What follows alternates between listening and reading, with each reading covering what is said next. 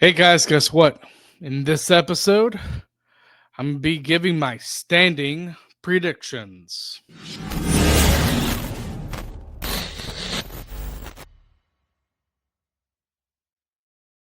Welcome back. So, yes, another good episode of the Caniac Report here. And again, like always, great partnership with SeatGeek. You get $20 off of your first purchase if you use promo code Caniac Reports, all one word. We know in a couple weeks, preseason starts. So there's an opportunity right there to try and get a discount on some tickets right there for preseason games for those that are anti getting back into Lenovo Center. And another thing, too, the deadline is this Friday for those who are interested in open auditions to possibly be or at least have a chance of becoming a co host with me on the Caniac Report. So, in this episode, obviously, like I said, my one liner is going to be a standings predictions part one. I'm be doing the Western Conference in this episode, and then do the Eastern Conference, the conference that the Hurricanes are currently in the next episode. So I'm still talking about the Hurricanes. I still have news that I have to cover. Again, I'm breaking it down in pieces by piece when it comes to all the news that happened within the last month. In fact, there was some news that was released today as I'm recording this on a Sunday. And the first news I do want to talk about is a former Hurricane. A former Hurricane and Anton Khudobin, if you guys remember, if you're watching the Hurricanes back during the Dark Ages, he announced his retirement this past month. And another player that I do want to talk about, well, I'll focus a little bit more on Khudobin. I thought he was a great goalie for us with the time that he was playing with us. I thought he was probably the most reliable goalie next to Cam Ward, I would argue. There are a lot of goalies that are playing next to Cam Ward, not including Khudobin. I mean, obviously, yeah, Khudobin, who I thought was the best. You also had Eddie Lack, if you guys remember that player. And my roommate just announced Laco Taco. So, and you also had a goalie in Dan Ellis. I did not like him as much as probably Khudobin. And you also had Justin Peters. Again, lots of goalies playing with Cam Ward, but I thought Khudobin was the best. I thought he played very, very good. And you know what? I wish him the best in his retirement. The next player I do want to talk about that signed a 2-year extension with the Seattle Kraken. His name is Riker Evans, and it's at a little bit over $2 million contract, and he's a good young defenseman. Again, this is a team that doesn't really have lots of star players. They have lots of good players, lots of great depth, but there's no star player in Seattle just from looking at the team. And to be honest, I kind of thought this yesterday. A team that probably needs a Gavin McKenna the most, I would say, is a team like Seattle. So another thing too, this was announced. I thought this was actually pretty cool. But Sergei Fedorov, if you guys know that player, I if you know that player, then you're probably been watching not only the Hurricanes, but a lot of hockey games since probably the 90s. If you're watching this. So with Sergei Fedorov, the announcement is that his number 91 will be retired by the Red Wings. I do not debate that at all. I think it should be retired because of the impact that he has had with the Red Wings. Funny enough, the ceremony will happen on January 12th. Against who? Against us. So hopefully us Hurricanes can kind of damper their mood there a little bit with the win on the retirement game. And we'll see how that game goes, obviously, on January 12th when that time comes. Another player signed an extension, and this is a big extension and a player that is probably going to be a huge core piece, and that is Frank Nazar with Chicago. He signs a 7-year extension worth around $6.5 million. I can tell this is the type of extension that Chicago is kind of a little bit gambling on. Again, they're probably paying him more money right now than his production, but long term, they're hoping that this can be a very, very good contract. Kind of think of this as like a Keandre Miller type of signing. You could probably count the KK type of contract, even though that I think in terms of production that hasn't really been paid off yet. But we'll see how Frank Nazar does with Chicago. Again, he's going to be a core piece going forward, along with the likes of Connor Bedard and a lot of other young players like Artem Levshunov and on the back end, and a lot of other young pieces. Like I think Oliver Moore could possibly make the team for Chicago. So we'll see how Chicago does, especially with that contract now. And there's going to be pressure more on Nazar once that extension kicks in. There really is. So that's it for kind of news for the NHL. And when it comes to the Hurricanes, well, I saw that was pretty cool because this did happen within the past month, is that the Hurricanes hired Jesper Fast as a development coach. And I think that is awesome. I love the fact that Jesper Fast is staying with this organization. Great, great person from what I've heard. And can't wait to see how he does as a development coach. And again, I've said it many times when it comes to Jesper Foss. I hated how his career ended in that final game against Columbus. Just hated that. So I hope that with him being a development coach, it turns out to be a very, very successful uh, job for him when it comes to working with the Hurricanes. And I think it will. Again, I think Jesper Foss is an amazing human being just from the reports that we've been hearing about him. And another thing, too, when it comes to the Hurricanes, is they have signed a lot of PTO contracts and one today. But there are a couple they have signed PTO contracts with, and that is Giovanni Smith and Oliver Chillington. And the player that they signed to a PTO today is Kevin LeBlanc. And we'll see how those players do. But usually, when it comes to players signing PTO contracts, most of them do get released. So you might be like, "Ooh, Oliver Chillington, we might be able to get him." Odds are kind of against him, and the others as well as Smith and LeBlanc. Again, I mean, they could get signed. You never know, but odds are they're probably going to get released. And another thing that Carolina did this past month, again, not big news, but it is news, is that they did sign Ivan Ryabkin to an entry level contract. We'll see how Ryabkin does. I thought he was actually a pretty good pickup at this past draft for Carolina. He's a guy that can be a little bit dirty. He's very physical. And he was actually, I think, a year ago before this past draft, a year ago, he was around this time he was projected to be a very good first round pick, and he kind of fell. So we'll see how he does, obviously. But Carolina signing him to an entry level contract, I would say that fast. To me, that kind of spells a little bit of optimism for the player. So again, we'll see what happens with the player. And another thing, too, that happened is the Hurricanes have announced theme nights. And I know there are probably some fans that are wondering certain things around theme nights. Regardless, a couple things that I'd noticed when it came to the theme nights is it looks like there's a lot more theme nights than normal. Because if you look at the theme nights,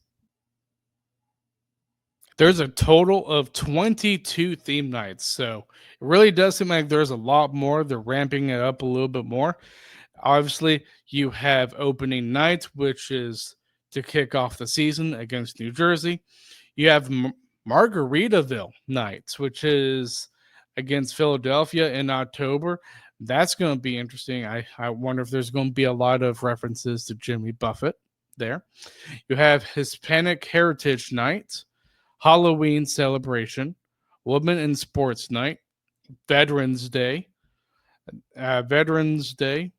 Love that. And also Women's in Sports. Again, I love all of these pretty much. And then you have Hockey Fights Cancer. That's a night that has been repeated every year. Same thing goes to First Responders Night. And what I found really cool, and I'm curious to see how they do this, Stanley Cup 20th anniversary celebration on, and this is kind of wrapped up in two games actually. Sunday, December 7th against San Jose, and Tuesday, December 9th, which is the next game against Columbus. So it's going to be interesting to see that night kind of split up into two nights of two games. I thought that's going to be very interesting. I really am curious what they're going to do on those two games. And then you have holiday hockey, December 23rd. Obviously, that's going to be a Christmas filled night. And the next theme night, again, they do this every year, Star Wars night, and hockey's for everyone night. They've done that before every year. Kids Day, they've done that. Whalers Night, I would say Whalers Night is probably one of my favorite nights just because it's a chance for me to actually wear my Whalers jersey. And I love also the music they play because it's mainly from the 80s. But that's going to be fun, especially since that game is going to be against Utah. And it's going to be the first time here at Lenovo, I believe, where Utah is going to be wearing their Mammoth jerseys. And I love those Mammoth jerseys. I really, really do. So that's definitely a game I am looking forward to. The next one, when it comes to theme nights, is Olympic send-off game. I think that's pretty good. It's going to be the last game before the Olympic season takes place. You have special needs night. You have NC night, mental health awareness night, military appreciation night, Grateful Dead night. And that's a new night that the Hurricanes haven't really had before. So obviously we'll see how they do for Grateful Dead night. I think a lot of football teams, again, I don't really watch a lot of football, but from what I heard, it seems like a lot of football teams, I think, do Grateful Dead night. If I'm wrong, please correct me. But Grateful Dead night, we'll see how the Hurricanes handle that. And then the very last one is Fan Appreciation Night, which is in April against Boston. So lots of theme nights, a lot more than usual. But you know what? I love it. I think it creates a good culture, good atmosphere around the team when it comes to those specific games. And obviously, I know we create good culture regardless if it's a theme night or not, because honestly, I think Lenovo is one of the loudest houses in the NHL. Prove me wrong. So that's pretty much it for Hurricane stuff. And now I'm going to get to a sponsor, and then I am going to get to predicting the Western Conference standings. Football is back, and so is your shot at big wins with DraftKings Pick 6, the official daily fantasy partner of the NFL. Your game day instincts can score you real money fast. Here's the play. Just pick more or less on two or more player stats, from breakout rookies to elite quarterbacks, and unlock the upside every snap brings. The better your calls, the bigger your payout. And here's the kickoff bonus. New DraftKings customers get $50 in bonus picks, with just a $5 entry on your first pick set. This season, play your players' instincts. Download the DraftKings Pick 6 app now and use code THPN. That's code THPN. Play just $5, get $50 in Pick 6 bonus picks. Make the call. Ride the upside. In partnership with DraftKings Pick 6, the crown is yours. Gambling problem? Call 1-800-GAMBLER. Help is available for problem gambling. Call 888-789-7777 or visit ccpg.org in Connecticut. Must be 18 plus. Age and eligibility restrictions vary by jurisdiction. Pick 6 not available everywhere, including New York and Ontario. Void where prohibited. One per customer. Bonus awarded as non-withdrawable Pick 6 bonus picks that expire in 14 days. Limited time offer. See terms at pick6.draftkings.com/promos. Okay, so I can probably hear maybe some Canes fans listening to this being like, hey, why are you not talking about the Hurricanes in the last part of your episode? Well, one, usually around this time every year is when I do standing predictions. And second, I've kind of already have talked about the Hurricanes in some way when it comes to the news portion because I've always break it down to NHL news first and then Hurricanes news first. So again, I'm always talking about the Hurricanes in some way when it comes to these episodes. So yeah, the last half isn't really talking about the Hurricanes, but one, it's fun to do when it comes to standing predictions. And second, it does give me a chance to talk about teams that I probably haven't talked about in very, very long time. It's just so I can give you guys a, a way of some knowledge of that team because here's the thing, the Hurricanes are going to be versing every team in the NHL. There's 32 teams, meaning they're going to be versing 31 teams. So I'm going to start with the Pacific Division first. Again, this is me ranking or me predicting the standings. So obviously, if you disagree with me, that is completely fine. This is all speculation. Now, there's a lot of recency bias in here, but that I can understand regardless if it was me or not when it comes to making standing predictions. So to me, what I have at number 8, this might come a little bit of surprise to some people if you follow the league. And I put Seattle as number 8. So the reason why I put Seattle as number 8 is one, I think there are a couple teams that have gotten better that were at the bottom. And again, with Seattle, I kind of mentioned it a little bit earlier in this episode, is the fact that they don't really have any star players. They just don't. I mean, to me, the best player they might have is either I would say Jared McCann at times or Matthew Beniers.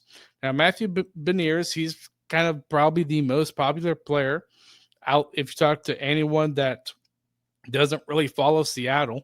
And it's just because he's a homegrown ta- talent player for Seattle that was drafted pretty highly back in, I believe, 2021.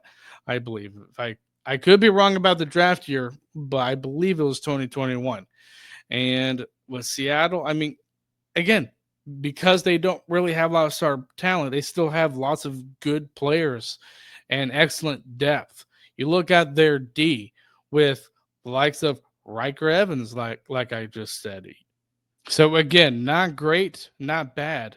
And I think a part of why I have probably maybe San Jose or Anaheim a little bit higher is that they're a little bit more wild card teams. There's not a lot of wild card like players on a team like Seattle that can help boost their potential, possibly. So that was to me another reason why I put them at the bottom. And obviously, when it comes to their goalie, yeah, Philip Grubauer and Joey Decord. Grubauer, he really struggled, but Joey Decord, he's still a decent goalie. So it's just one of those teams where I'm just like, I just don't see a lot here.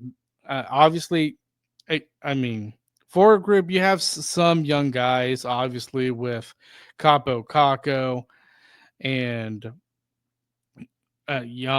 Shane Wright. Sorry, Shane Wright.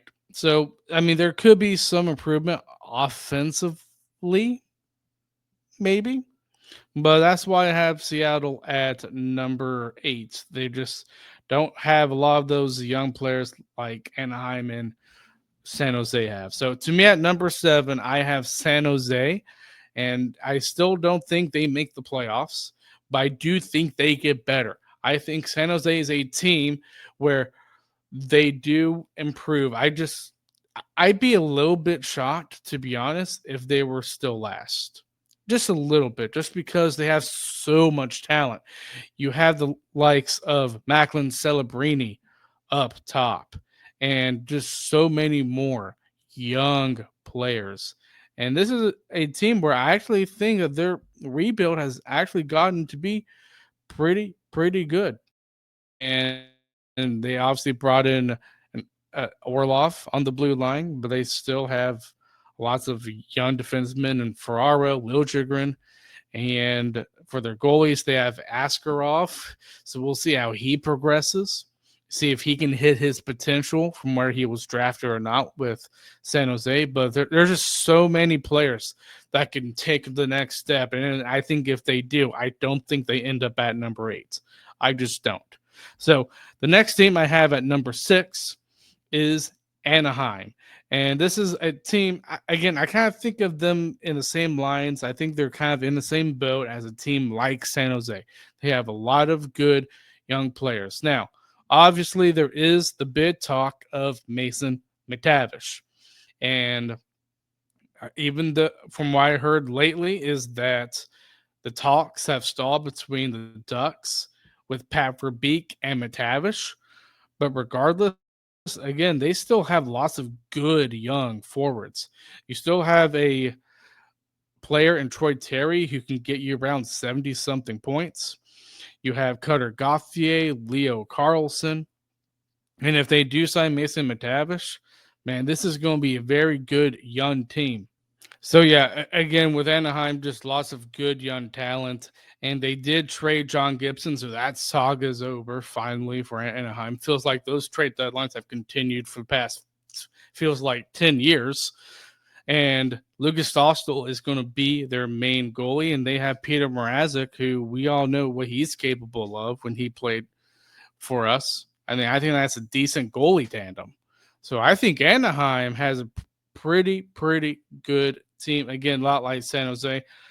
I don't think they're as offensively potent as San Jose, but I still think they're a pretty good team. We know Cutter Gauthier, that guy can shoot up the puck. And the team that I have at number 5 is Calgary. And this was a team that actually surprised me because I remember last year around this time when I was doing standing predictions, I did not have any expectations for Calgary. I was like, you know what? They had quite a few players that left, but you know what? This is a team that has actually turned out to be a pretty decent team. Do they score lots of goals? Heck no. This is a team that is very defensively oriented, and their goalie and Dustin Wolf, man, he has been excellent for him. Very excellent.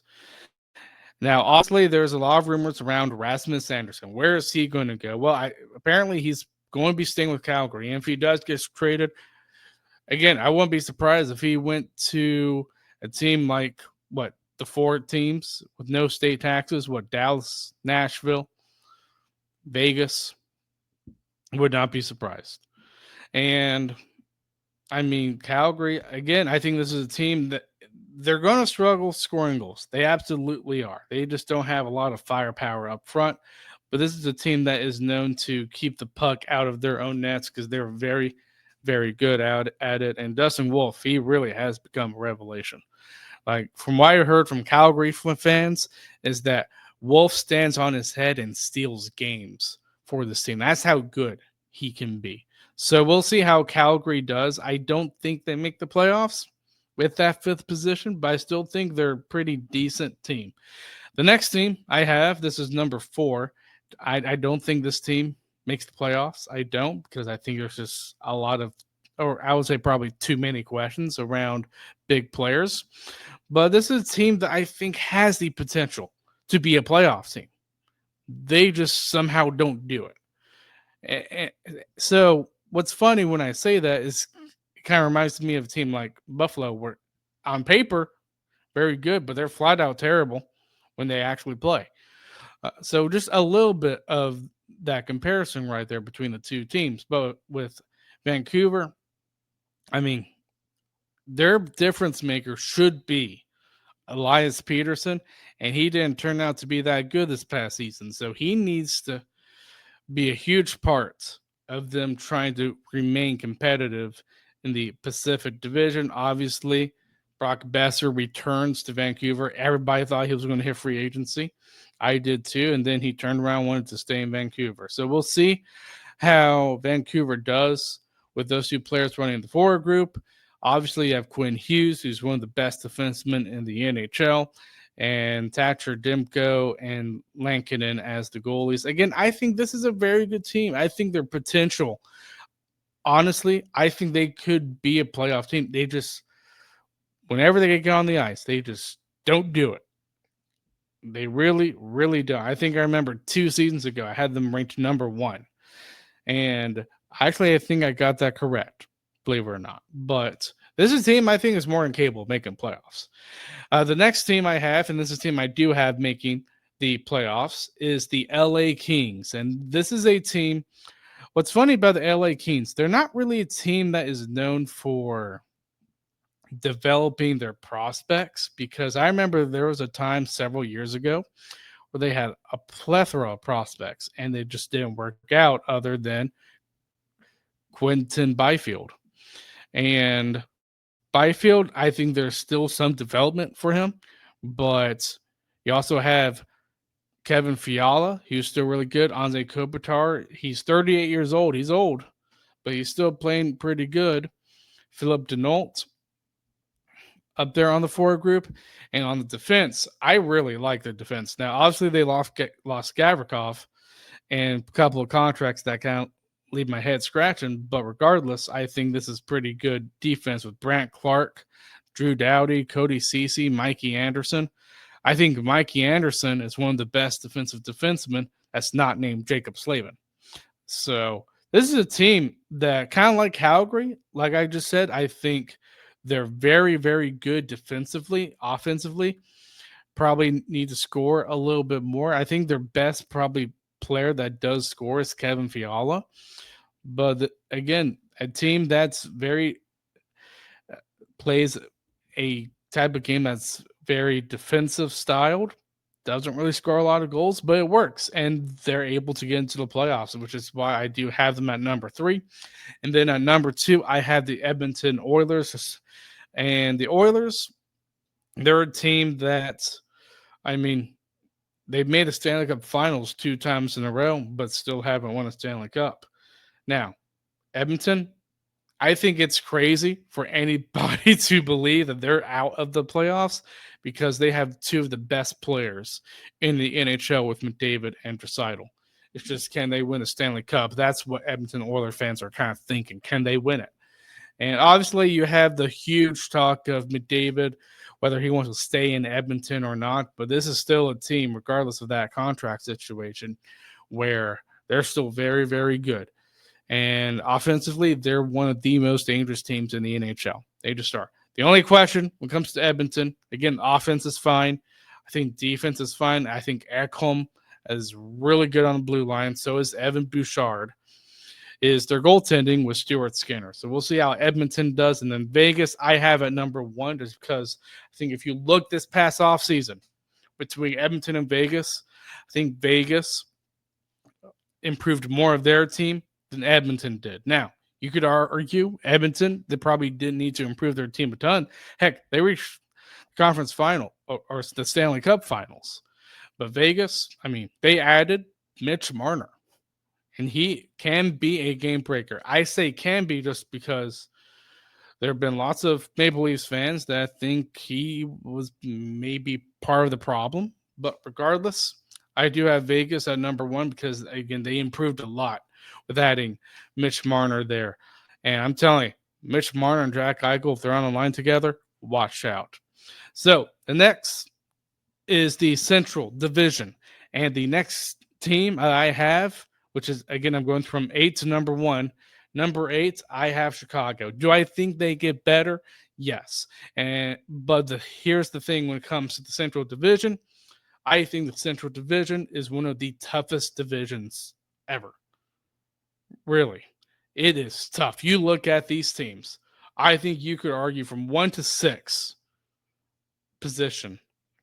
Or probably you could view it as 6 out of the 8 teams, you could argue probably could make the playoffs. It's that tough of a division. So that's why I kind of have Chicago at number 8. Now, obviously, this is a team that's still being led by Connor Bedard. Obviously, I talked about them with the Frank Nazar contract, but we'll see how they do. I think they're kind of in the same boat as as San Jose and Anaheim. And the fact that I think they're going to improve. I really do. I just don't think they get past any of the teams in front of them just because, not because they're bad, just because the other teams are good. So Number 7, I have, and this is, and I would say number 7, number 8, I can't see really these teams making the playoffs, but 7, I have Nashville. And what's interesting with Nashville is we all expected them to make the playoffs when they make those huge free agent signings like Brady Shea, Steven Stamkos, and then they just bombed. I, I don't know what happened with San Jose. I don't think anybody knows what happened with Nashville. Sorry, I think I just said San Jose there. But Nashville, they are a team that needs to improve because on paper, they are better than their record from last season. I do, at least. Now, do I still think they make the playoffs? No, but I do think they are better than their record. So we'll see how Nashville does. Obviously, Philip Forsberg kind of leads that team. He's their best goal scorer. You have UC Saros, who I still think is an excellent goalie. And defense, you have Roman Yoshi, who is still a very, very good defenseman. We'll see how Nashville does. The next team, I would say this is probably the team that I'm mostly excited to see because they have lots of good young talent. They could possibly make it to the playoffs. I wouldn't be surprised, but I have Utah at number 6. And this isn't to berate Utah. It's just because the teams in front of them, I think, are just a little bit better than Utah. But they still, I mean, their offense, man. Dylan Gunther, who's 22 years old. Logan Cooley, Clayton Keller. Like, that is a very good offense. And they added JJ Paterka. Now, they had to give up Kesselring, who's a very good defenseman. But, man, that makes their offense even more elite. And their defense, I think, even without Kesselring, I still think it's a decent group of defensemen. It probably does take a bit of a shot, though, with Kesselring out of that lineup. But I still think this is a team that can vie for a playoff spot. They are going to be very interesting. And they still have a player like Sergachev, even though he a little bit has struggled to make himself they're kind of like their number one demon. But like I just like Sean Dursey. And Nate Schmidt, I think that's a good signing. And they have Kirill Vamilka and Connor Ingram as their goalie tandem. And I really do think this is a team that can make it to the playoffs. Just they gotta be more consistent. That's just the thing with Utah. So what I have at number 5 is the St. Louis Blues. This is a team where they're I think they're recently mostly known for those 2 offer sheets with the likes of Dylan Holloway and Philip Broberg. And you know what? That turned out to be fantastic for San Jose. Both of those players are playing excellent.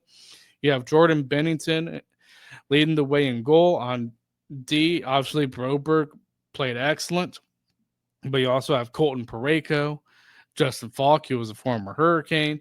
And on the forward group, you have Jordan Kyrou, Robert Thomas. I think this is a team that they did make the playoffs this past year, but I do think they make the playoffs again. I really do, because I think this is a very, very good team. Do I think they make it past the first round, though? That's where the debate lies. But the next team I have is a team that actually finished first in the league, and I have them at number 4, and that is the Winnipeg Jets. And the biggest reason why I kind of have them at number 4 is because of the big loss that they got, because I don't think they got better this past season. They suffered a big loss with Ehlers going to free agency, and obviously us, the Hurricanes, signing him. So I think that's going to be the biggest question for Jets. And my biggest question for you, Jet fans, if you're listening to this, how does this team do with the loss of Ehlers? You have obviously Connor Hellebuck, who is still a really good goalie, even though in the playoffs he kind of goes from being a very, very good goalie to not so good of a goalie. Mark Scheifele, Kyle Connor are still great players. Josh Morrissey runs the back end. But how do they do with the loss of Ehlers? I don't think they make up for it. Kind of like what I'm going to say probably in the next episode with Toronto and Marner. But Winnipeg, they're a team that is going to learn. I think there's a lot of learning with Winnipeg when it comes to adapting to the loss of Ehlers. The next team I have, which is number 3, because I really like this team. I think this is a very, very good team, and I think the potential is there for them to get out of the first round. I do. It's just they just don't do it, and part of it is because they keep facing very, very good teams, of course. But the team I have at number 3 is the Minnesota Wild. And the reason why I think they're a very good team is because I think they have a good goalie in Philip Gustafsson. I think they have a very, very good defenseman in Brock Faber. He's very good. And that blue line, even though they have Jonas Brodin and Jared Spurgeon, I mean, it's a little bit young of a blue line as well because Brock Faber, he's only 22. David Juracek, he's probably going to be an impactful defenseman. And then the forward group is headlined, obviously, by one of the best goal scorers in the league with Kirill Kaprizov. I mean, this team has all the ingredients, I would say, of being more than just a first-round type of team. But I still think they're a very, very good, dangerous team. And we'll see how Minnesota does. But I do think they make the playoffs, and I'm predicting them to be number 3 in the Central standings. Number 2 I have is Colorado Avalanche. And they're a team that kind of like Edmonton. They can probably outscore their problems, even though I still think they're very, very good defensively. And I think they're a little bit better defensively than Edmonton. That's just me. But, I mean, I think when it comes to questions about Colorado, I mean, I think they have a good goalie in Mackenzie Blackwood. Obviously, their defense is run by Cale Makar, who I think is the best defenseman in the NHL. Sorry, Jacob Slavin. I think you're one of the top. I just don't think you beat Cale Makar just because he's that good. You have Devon Taves also on the back end, Samuel Girard, and then up front, it's run by Nathan McKinnon. Gabriel Landeskog, he's coming back, so that's a bit of an upgrade for Colorado. And more forward is Valerie Nikishkin. I think Nikishkin is another player that's really, really good for Colorado. And this is a team, I would say probably a little bit like Minnesota. I think they have the ingredients. Obviously, they have Martin Necas, Brock Nelson. I think this is a team that is very, very good. So obviously, I do think they end up in at least the top 2 positions in the Central. I'd be shocked if they're below that. Then number 1 I have is the Dallas Stars. Obviously, I think the biggest question surrounding Dallas Stars is how is Rantanen's going to do with a full season in Dallas. I know I'm envisioning Hurricane fans just hearing that name like, ugh, nasty.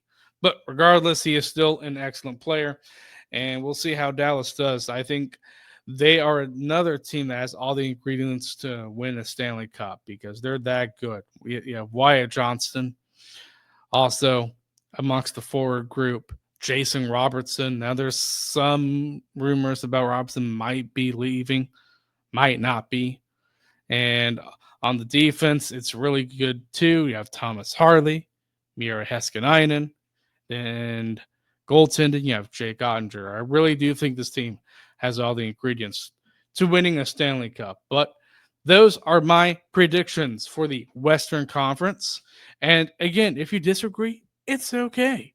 So remember to hit that like and subscribe button if you're watching on YouTube, and hit that notification bell so you never miss another episode. And if you are listening on Apple, Spotify, or wherever you get your podcasts, please leave a rating and a review. It really does help me out. And I will see you guys for the next episode.